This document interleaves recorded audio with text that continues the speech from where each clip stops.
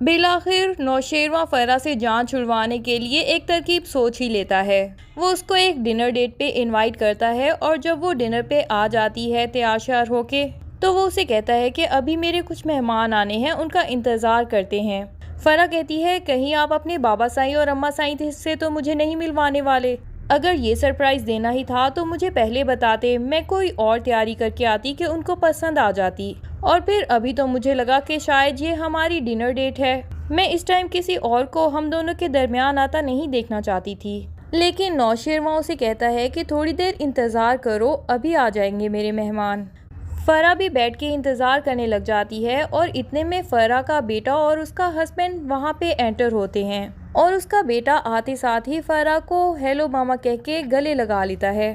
फरा उनको अपने सामने इस तरह अचानक देख के बहुत ही हैरान हो जाती है और नौशेरवा को ऐसी नज़रों से देखती है कि ये तुमने मेरे साथ क्या किया। लेकिन नौशेरवा कह देता है कि तुम्हारा हस्बैंड बहुत ही अच्छा इंसान है और फिर तुम्हारा बेटा भी है वो जो तुम्हें बहुत मिस करता है।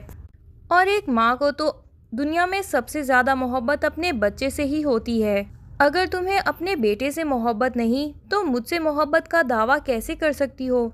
तुम्हारे हस्बैंड से मेरी बहुत डिटेल में बात हुई है कि तुम लोगों की लड़ाई किस वजह से हुई थी और मुझे उसमें कोई भी ऐसी बात नज़र नहीं आती कि तुम उससे तलाक ले लो। वो अभी भी तुम्हें अपनाना चाहता है, तुम्हें वापस अपने घर चले जाना चाहिए। बहुत ही प्यारी सी फैमिली है तुम्हारी, सुकून से अपनी ज़िंदगी गुजारो और मुझे भूल जाओ। मेरी भी अब शादी हो चुकी है, मैं अपनी बीवी से मोहब्बत करता हूँ। ठीक है, तुम मेरी एक अच्छी दोस्त हो, इसी वजह से मैं हमदर्दी में तुम्हारी खुदकुशियों की वजह से तुम्हारे पास आ जाता हूँ, लेकिन मैं तुम्हें अब वो मोहब्बत नहीं दे सकता। अब मेरे दिल में सिर्फ़ और सिर्फ मेरी बीवी दुआ ही है। फरा जब अपने सामने ही नौशेरवा को ये इकरार करते देखेगी कि उसको दुआ से ही मोहब्बत है और फरा के लिए उसके दिल में कोई फीलिंग्स नहीं, फिर अपने बेटे को भी सामने देखेगी। अपने हस्बैंड से जितनी भी नाराज़गी हो वो अपने बेटे को इग्नोर नहीं कर सकेगी और रोते हुए वहाँ अपने बेटे और हस्बैंड के साथ चली जाएगी। जाफ़र घर वापस आके ये खबर दुबा को सुनाएगा कि किस तरह नौशेरवा ने फरा को उसकी पुरानी फैमिली से मिलवा दिया और उसके सामने इकरार कर लिया कि वो सिर्फ आपसे मोहब्बत करते हैं और किसी के लिए अब उनके दिल में कोई जगह नहीं। दुआ को भी अब बहुत ही ज़्यादा अफसोस होता है अपने पिछले कुछ दिनों के रवैये के लिए जो उसने नौशेरवा के साथ रखे थे। नौशेरवा को ये भी फिक्र थी कि दुआ भूखी है और वो उसको मनाता रहा कि आओ मेरे साथ खाना खाओ, लेकिन दुआ ने पता नहीं उसे क्या क्या बातें सुना दी और साफ ही कह दिया कि मेरी फ़िक्र करने की आपको ज़रूरत नहीं है, आप जाएं अपनी फरा के पास वापस। वो कभी हाथ काट के कभी पिल्स खा के खुदकुशियों की कोशिश करती है, ऐसा ना हो कि अभी खुद को शूट ही कर ले और उसकी खुदकुशी की ख्वाहिश बिलाखिर पूरी हो जाए। इसलिए आप उसके पास ही जाएं और उसकी हिफाजत रखें। वैसे भी आपकी ज़िंदगी में फ़रा से ज़्यादा इम्पोर्टेंट तो कोई नहीं, फ़रा की ज़िंदगी आपके लिए ज़्यादा इम्पोर्टेंट है। मैं खाऊं या भूखी रहूं, इससे आपको क्या गर्ज।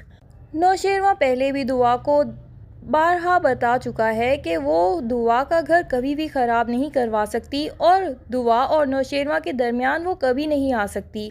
अगर फ़रा के पास नौशेरवा जाता है तो वो सिर्फ़ एक इंसानी हमदर्दी के लिए जाता है। दुआ का घर इतना कमज़ोर नहीं कि कोई भी लड़की आए और उसको तबाह बर्बाद करके चली जाए।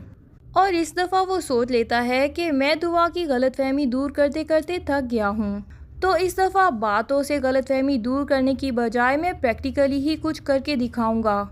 इसीलिए वो ये प्लान बनाता है और फ़रा को अपनी ज़िंदगी से मुकम्मल तौर पे ही निकाल देता है। दूसरी तरफ फराज ने फ़िज़ा को जो खिज़र के साथ होटल में देखा है वो उस पर बिला वजह ही आग बगोला हो रहा है और फराज की माँ को भी दोबारा से चांस मिल गया है फ़िज़ा को नई किस्म की बातें सुनाने का।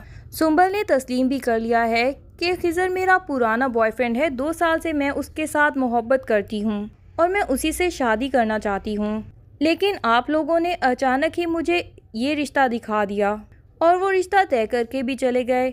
इतनी जल्दी में मुझे कुछ समझ ही नहीं आया, वरना मैं खिज़र के बारे में आप सबको बताना चाहती थी और अभी भी मैं आप सबको सारी सच्चाई बताने वाली थी। बस पहले मैंने सोचा कि भाभी को सारी सच्चाई बता दूं और भाभी को खिज़र से मिलवा दूं। वो मुझे बहनों की तरह सही मशवरा देंगी कि ये लड़का उनको वाकई ही मेरे लिए अच्छा लगा या नहीं लगा। लेकिन आपके सामने है कि फराज भाई वहाँ पे एंड टाइम पे आ गए और क्या मामला पेश आया। पर फिज़ा की सास तो ये मानने के लिए तैयार ही नहीं होती। वो कहती है कि ये लाजमी तुम्हारा ही कोई चक्कर होगा, तुमने मेरी बेटी को वर्गलाया होगा, वरना मेरी बेटी तो ऐसी बिल्कुल नहीं थी। तुम्हारी सोहबत के बाद ही ऐसी हरकतें करने लग गई है।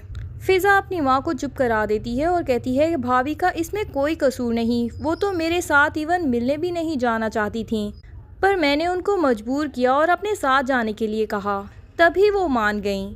और अभी भी आप उनको इतनी बातें सुना रहे हैं। आपकी बेटी की इज्जत रखने के लिए ही उन्होंने अपने ऊपर सारा इल्ज़ाम ले लिया और एक दफ़ा भी मेरा नाम नहीं लिया। पर अब बस कर जाएं। मैं फिज़ा भाभी पे मज़ीद इल्ज़ामात नहीं सुन सकती। वो बहुत ज़्यादा अच्छी हैं, आप लोगों की सोच से भी ज़्यादा अच्छी हैं। सुंबल के अब्बा सुंबल से पूछते हैं कि कब से तुम खिज़र को जानती हो और कैसा लड़का है, तो सुंबल कहती है कि वो बहुत ही अच्छा लड़का है।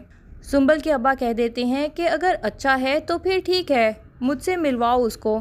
लेकिन सुंबल बता देती है कि फ़िलहाल वो शादी नहीं कर सकता अपनी बहनों की वजह से। उसकी बहनों के रिश्ते होंगे, उसके बाद ही उसके रिश्ते की बात चलेगी, लेकिन शादी वो मुझसे ही करना चाहता है, इसीलिए तो उसने मुझे इस रिश्ते से इनकार करने के लिए कहा है। सुंबल के अब्बा कहते हैं कि शादी नहीं कर सकता पर मुझसे मिल तो सकता है ना। फराज को तो इस बात पे बहुत ही एतराज़ होता है कि वो लड़का हमारी बहन के लिए बिल्कुल ठीक नहीं है।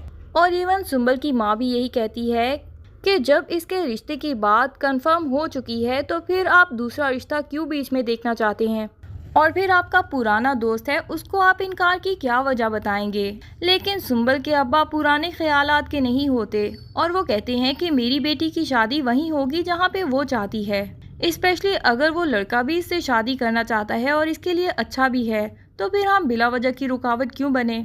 फिज़ा ये चीज़ें सुनती है तो वो दिल में बहुत ही खुश होती है और उसके दिल में फराज के अब्बा के लिए मज़ीद रिस्पेक्ट बढ़ जाती है। सुंबल अगले ही दिन खिज़र को अपने घर इनवाइट कर लेगी अब्बा से मिलने के लिए।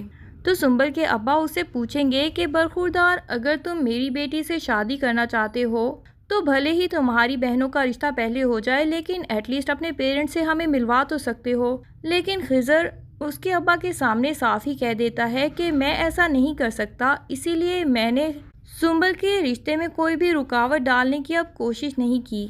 सुंबल के अब्बा कहते हैं कि क्या मतलब कोई रुकावट डालने की कोशिश नहीं की, क्या अब तुम सुंबल से शादी करना नहीं चाहते। तो खिज़र साफ ही बता देगा कि सॉरी, मेरे पेरेंट्स मुझे इसके लिए अलाउ नहीं करेंगे और ना ही मैं चाहता हूँ कि मेरी वजह से सुंबल की ज़िंदगी ख़राब हो। जब उसके लिए आपने एक इतना अच्छा रिश्ता ढूंढ लिया है तो आप उसकी शादी करवा दीजिए। मेरी दुआएं हमेशा सुंबल के साथ रहेंगी।